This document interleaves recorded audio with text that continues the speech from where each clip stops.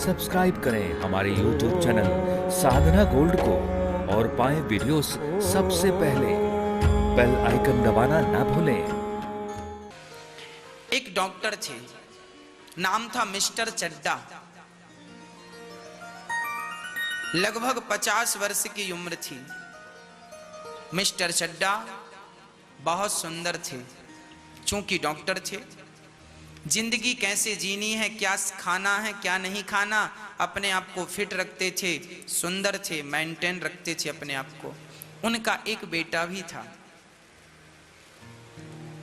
नाम था देवांश चड्डा।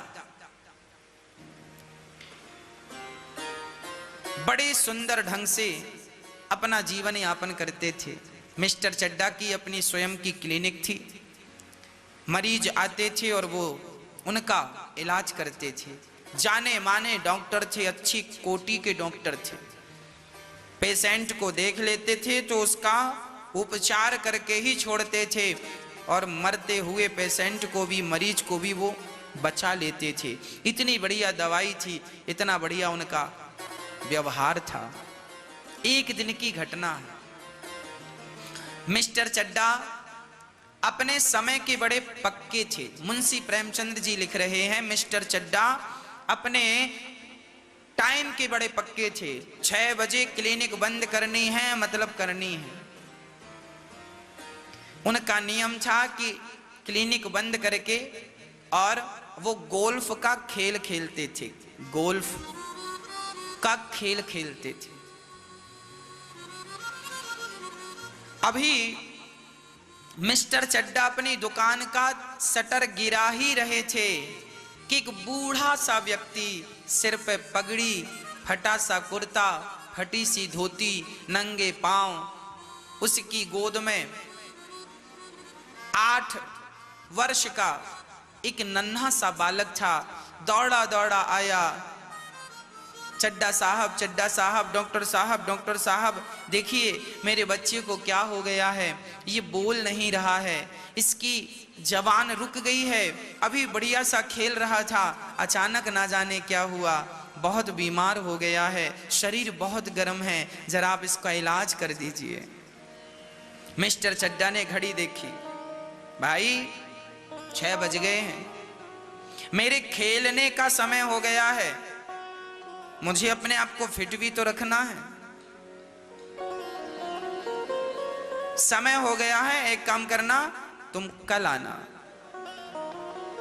वो गरीब आदमी गिड़गिड़ाने लगा, डॉक्टर साहब ऐसा मत कहिए साहब, मैं मर जाऊंगा, हम बुढ़ा बुढ़ी का इस बच्चे के सिवा कोई सहारा नहीं है, यदि रात को इसे कुछ हो गया, बहुत तेज बुखार है, शरीर बिल्कुल जल रहा है, डॉक्टर साहब रहम करो, अनाथ हो जाऊंगा, मेरा कोई सहारा नहीं है, हाथ पांव भी नहीं चलते, कोई कमा के 2 रोटी खिलाने वाला नहीं है, रहम कीजिए, इस बच्चे की रक्षा कीजिए, आप पे मुझे पूर्ण विश्वास है, आप इसकी रक्षा कर लेंगे। मिस्टर चड्डा ने कहा, समझ में नहीं आता, कह दिया ना कि कल देखूंगा, आज मेरे खेलने का वक्त है, मैं नहीं देख सकता। ये कहकर मिस्टर चड्डा अपनी गाड़ी में जाकर बैठ गए। वो बूढ़ा व्यक्ति बच्चे को लेकर गिड़गिड़ाता रहा, डॉक्टर साहब रुकिए, ये देखिए इसकी हालत देखिए, पता नहीं रात भर में क्या हो जाएगा। और वो गिड़गिड़ाता रहा, रोता रहा। पर मिस्टर चड्डा, डॉक्टर साहब अपनी गाड़ी पे बैठकर वहां से चल पड़े।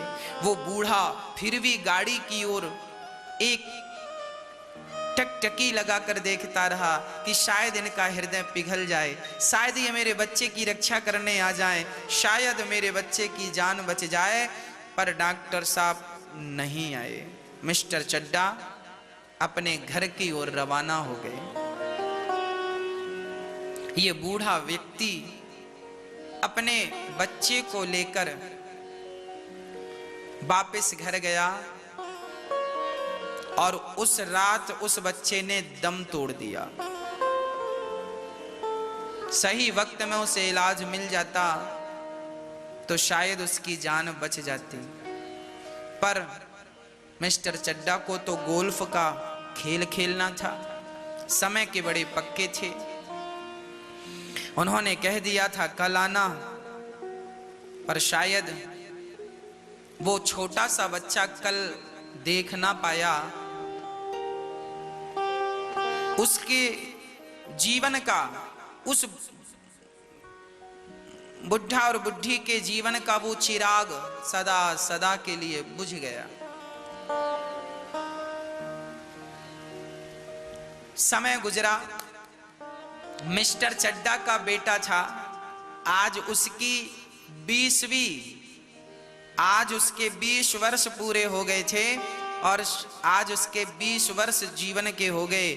20वां जन्मोत्सव चल रहा था। मिस्टर चड्डा ने बड़ी सी पार्टी दी। डॉक्टर साहब हैं, पैसे वाले हैं, बड़े लोग हैं और अमीर लोगों के ख्याल अलग हैं। बड़ी पार्टी दी। मुंशी प्रेमचंद्र बढ़िया लिख रहे हैं कि मिस्टर चड्डा ने बड़ी सुंदर पार्टी दी। सब अमीरों को बुलाया, आज मेरे बेटे का जन्मदिन है, आओ। बड़ी बड़ी पार्टियां, बड़े सुंदर तरीके से लोगों को बुलाया, स्वागत किया। सबके स्वागत में मिस्टर चड्डा और उनका बेटा दोनों ही खड़े रहे और दोनों ने हाथ जोड़कर सबका स्वागत किया। आइए आइए। मिस्टर चड्डा का जो बेटा देवांश चड्डा था, उसे सांप पालने का बड़ा शौक था।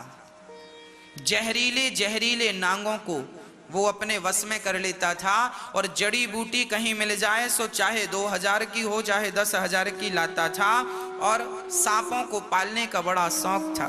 मेहमानों का तांता लगा हुआ था। मेहमान आ रहे थे, कोई कुछ खा रहा है, कोई कुछ खा रहा है, कोई तारीफ कर रहा है। मिस्टर चड्डा आपने बहुत सुंदर मैनेजमेंट किया, वाह कितना सुंदर वातावरण है।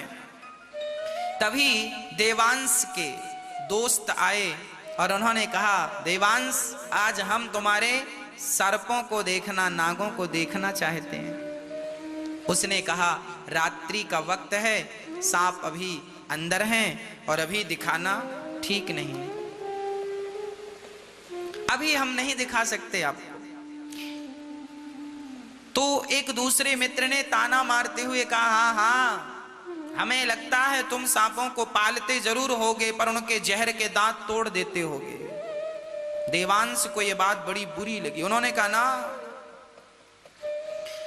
हम दांत नहीं तोड़ते, हम तो साबुत जैसे सर्प हैं प्रकृति में वैसे के वैसे पालते हैं। तो दूसरे ने कहा हम बिना देखे कैसे मान लें, अब तो बात शान की आ गई, नहीं दिखाते तो मित्रों को यह लगेगा कि दांत तोड़ के सांप पालता है।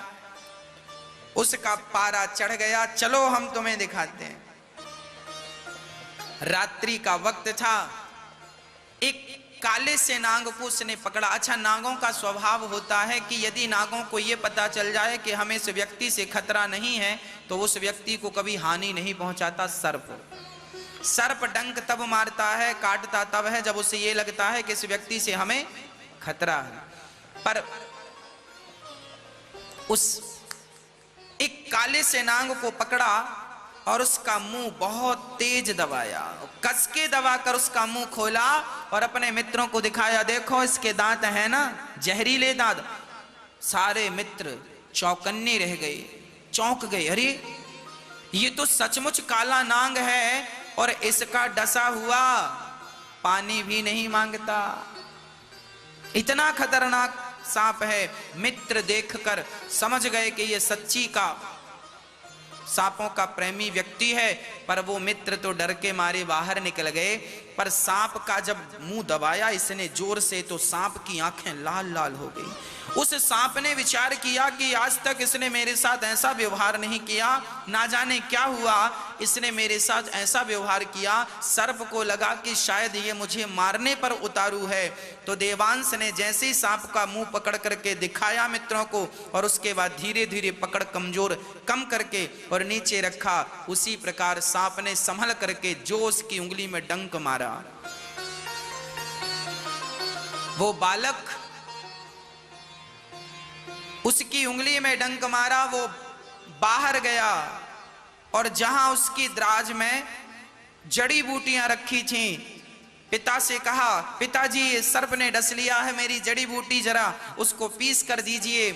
मिस्टर चड्डा बहुत बड़े डॉक्टर थे, उन्होंने कहा कोई बात नहीं, मैं तेरी उंगली काट देता हूं, सारा जहर निकल जाएगा। एक उंगली काटने से शरीर की रक्षा हो रही है तो जल्दी से काटना ही ठीक है। उसने कहा ना, मुझे विश्वास है कि मेरी जड़ी कारगर है। वो ये कह ही रहा था कि वो बालक जमीन पर गिर गया। नाग ने ही तो डसा है। चारों तरफ हल्ला हो गया, मिस्टर चड्डा के पुत्र को सर्प ने डस लिया, मिस्टर चड्डा के पुत्र को सर्प ने डस लिया। सारे नगर में हल्ला हो गया, सारे मेहमान देखने आने लगे और जड़ी रखी गई, पर जड़ी असर ना कर पाई। मिस्टर चड्डा रोने लगे, उनकी पत्नी रोने लगी, मेरा बेटा बेटा, तेरी बात ना मानी होती, उंगली काट दी होती तो पुत्र तेरी रक्षा हो जाती। नगर में बड़े बड़े जो सांप को झाड़ने वाले थे उनको बुलाया गया, पर उनका कोई मंत्र काम ना कर सका। 2 घंटे बीत गए, उसकी धड़कन भी धीरे धीरे बंद होने लगी। मिस्टर चड्डा स्वयं डॉक्टर थे, हाथ पकड़ के देखा, धड़कन का कोई पता नहीं। डॉक्टर चड्डा समझ गए कि मेरा बेटा चला गया। रोने लगे, सारे शहर में खबर फैल गई, मिस्टर चड्डा के बेटे को सर्प ने डसा। और कोई यदि सांप का मंत्र जानता हो और झाड़ेगा तो उसे 10,000 रुपए इनाम दिए जाएंगे। गांव गांव में खबर फैल गई, देर नहीं लगी। ये खबर गांव के उस व्यक्ति तक पहुंची, उसका नाम था राम नारायण। उस व्यक्ति तक खबर पहुंची जो कभी डॉक्टर के पास आया था अपना बेटा लेकर कि डॉक्टर साहब मेरा बेटा रात भर में दम तोड़ देगा, आप देख लेंगे तो शायद बच जाए। उसका नाम था राम नारायण। वो व्यक्ति बहुत बड़ा सफेरा था और सांपों का मंत्र तो जानता ही था। कितना भी खतरनाक सांप क्यों न डस दे, पर राम नारायण झाड़ देता था। शरीर बूढ़ा था, बेटा भी अब था नहीं, दोनों बुढ़ा बुढ़ी थे। रात बीत चुकी थी, तभी किसी ने दरवाजा खटखटाया। राम नारायण ने दरवाजा खोला। कौन हो भाई? अरे राम नारायण जी, आपको पता चला मिस्टर चड्डा के बेटे को सांप ने डस लिया है, यदि बचा सकते हो तो बचा लो, 10,000 मिलेगा। राम नारायण ने पूछा, वही चड्डा डॉक्टर? हाँ हाँ वही। राम नारायण बोले, मरे उसका बेटा, मैं काहे जाऊं? मेरा बेटा तड़प रहा था, मैं चिल्ला रहा था, हुजूर बचाइए मेरे बेटे को, बचाइए, उनको खेल खेलना था, मेरे बेटे की रक्षा उन्होंने नहीं की, अब मैं क्यों जाऊं उनके बेटे की रक्षा करने? मैं नहीं जाता। किवाड़ बंद कर लिया। तभी उनकी बूढ़ी सी पत्नी बोली, अजी क्या हुआ, क्यों बड़बड़ा रहे हो? अरे भाग्यवान, तुम्हें क्या बताऊं, जब खुद पे मुसीबत आती है ना तब पता चलता है कि मुसीबत क्या होती है। दूसरों की मुसीबत तो कोई जान छोड़ी पड़ती है। बड़े लोगों के बड़े ख्याल हैं, इंसान कीड़े मकोड़ों की तरह मरता रहता है, ये अपने खेल को नहीं छोड़ते। मैं नहीं जाने वाला। पत्नी बोली, कहाँ नहीं जाओगे, ये तो बताओ बात क्या है? बुढ़िया ने पूछा तो राम नारायण ने कहा, वो मिस्टर चड्डा है ना? हाँ हाँ, मैं बेटे को लेकर गया था, डॉक्टर साहब देख लो, नहीं देखा उन्होंने, अब तो मेरा बेटा चला ही गया। तो पत्नी ने कहा, उनके बेटे को क्या हुआ?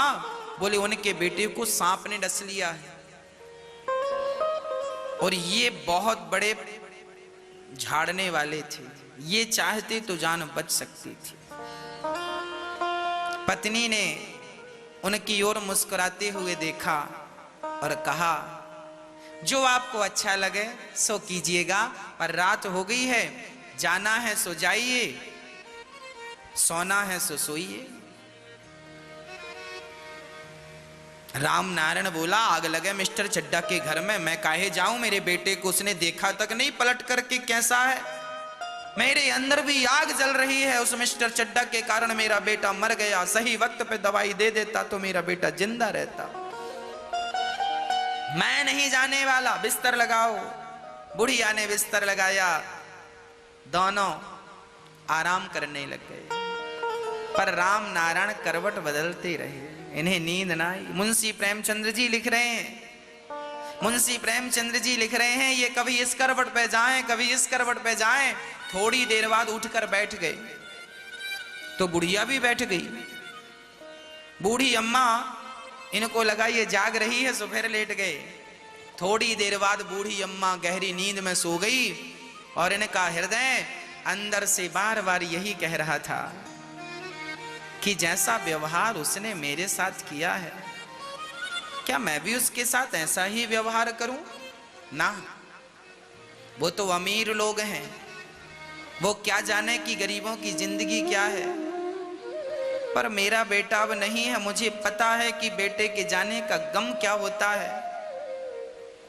मिस्टर चड्डा का बेटा मर जाएगा तो मिस्टर चड्डा बहुत दुखी होंगे।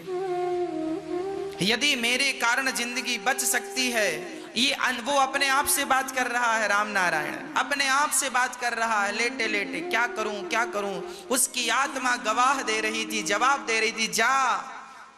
उसने देखा डोकरी सो गई है, लाठी उठाया, दरवाजा धीरे से खोला, दरवाजा बाहर से बंद किया, चलता गया चलता गया चलता गया। मिस्टर चड्डा के घर के पास पहुंचा, बड़ी तेज गति से चला, चलते चलते 20 मिनट हो गए, रोशनी दिखने लगी, सारे मेहमान जा चुके थे। तभी वो बूढ़ा आदमी मिस्टर चड्डा के घर पहुंच गया। मिस्टर चड्डा बाहर ही खड़े थे। मिस्टर चड्डा को लगा कि शायद कोई मरीज घर में आया है। मिस्टर चड्डा ने दूर से कहा, भैया आज मैं नहीं देख पाऊंगा किसी मरीज को, और 1 महीने तक भी मैं नहीं देखूंगा, आप जाओ। उस बूढ़े राम नारायण ने कहा, मिस्टर चड्डा, मैंने सुना है आपके बेटे को सांप ने डस लिया। हाँ हाँ, पर आपका परिचय, आप कौन? मेरा सामान्य परिचय है। उसने अपना परिचय नहीं दिया कि तुमने मेरे साथ क्या किया, मैं क्या करने आया हूं। वो गया, बोले मुझे एक बार अपना बेटा दिखा दो, यदि भगवान चाहेंगे तो खड़ा हो जाएगा। गए, राम नारायण नब्ज पकड़ी। चड्डा, घबराने की जरूरत नहीं, सांप बहुत जहरीला था, पर फिर भी अभी इसके प्राण शेष हैं। पानी भरवा भरवा करके उसे ठंडे पानी से नहलाया, और जो मंत्र पढ़ा, इसका जीवन का जो अनुभव था, मंत्र पढ़ा, मंत्र पढ़ पढ़ के सारा जहर उतार दिया, और मिस्टर चड्डा का बेटा देखते ही देखते उठ करके बैठ गया। अब बेटा बैठा, सारे लोग बच्चे को गले लगाने में, खुशियां मनाने में व्यस्त थे। तब तक नारायण को, राम नारायण जी को समय मिला, तुरंत भाग गए घर और दरवाजा खोलकर ज्यों की त्यों सो गए।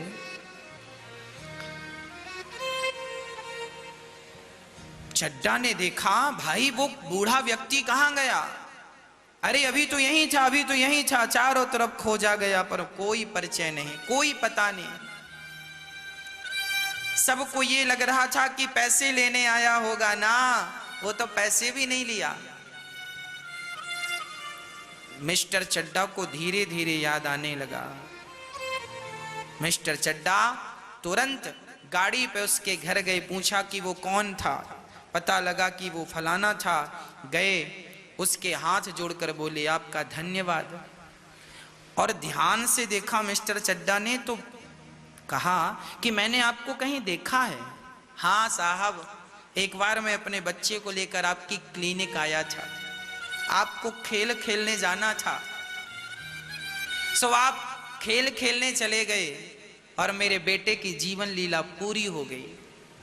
एक आप हैं जो किसी की जिंदगी इसलिए नहीं बचाते कि आपको खेलना है, और एक मैं हूं, मुझे रात को नींद नहीं आई केवल इसलिए कि आपका बेटा संकट में है। डॉक्टर साहब, यदि ईश्वर ने आपको कोई गुण दिया है, कोई योग्यता दी है, और यदि आपका वो गुण, आपका वो टैलेंट, आपकी वो योग्यता किसी की जान बचाने के काम आ जाए, तो समझ लेना कि आपकी वो विद्या फलीभूत हो गई। और आपकी विद्या किसी के काम ना आए तो केवल भार है, बोझा लेके घूम रहे हो, ये केवल भार है, बोझ है। बस मेरी माँ डॉक्टर साहब की आंखों में झरझर आंसू गिर रहे थे। मैं आपका किस मुंह से शुक्रिया अदा करूं, किस मुंह से धन्यवाद दूं। जिस डॉक्टर ने इनके बेटे की जान नहीं बचाई, वो बिना बुलाए आधी रात को इनके बेटे की जान। इंसानियत कभी ना भुलाइएगा, कभी ना भुलाइएगा। मुंशी प्रेमचंद्र इस कहानी के पीछे यही कहना चाहते हैं, किसी भी हाल में, किसी भी स्थिति में, किसी भी परिस्थिति में आप अपनी इंसानियत का परिचय देना मत भूलिएगा, कभी मत भूलिएगा। डॉक्टर साहब का बेटा तो खड़ा हो गया और उनके हृदय में एक अजब सी उथल पुथल चल रही थी। क्यों मैंने इनके पुत्र की रक्षा नहीं की, क्यों मैंने इनके पुत्र की रक्षा नहीं की, क्यों मैंने अपनी इंसानियत का परिचय, मैं क्यों इतना निर्दयी हो गया कि मैंने तड़पते हुए पिता के हृदय को ना देखा, उस पुत्र की रक्षा ना की।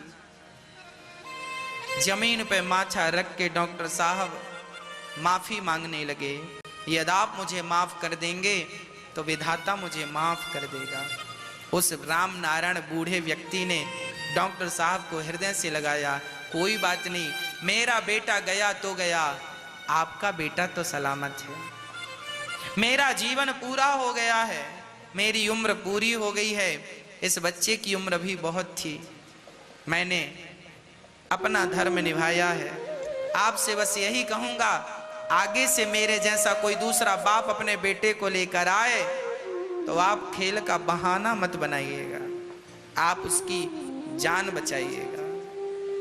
यही कहते कहते मुंशी प्रेमचंद्र जी इस कहानी को पूरा कर देते हैं। अर्थ, ये जिंदगी बोझा बन जाती है। हम पूरी जिंदगी अपने लिए करते हैं, पूरी जिंदगी व्यर्थ का एटीट्यूड लेकर घूमते हैं, व्यर्थ का ईगो अहंकार लेकर घूमते हैं, एटीट्यूड में जीवन जीते हैं। पता नहीं किस बात का व्यक्ति अहंकार करता है। जिस व्यक्ति को आप दो कौड़ी का समझकर उसे दुत्कार देते हैं साहब, पता नहीं वो व्यक्ति कब आपके काम आ जाए। इसलिए कभी किसी का अनादर अपमान ना कीजिएगा। आप किसी का अपमान करके क्या स्वयं का सम्मान बढ़ा सकते हैं? नहीं ना।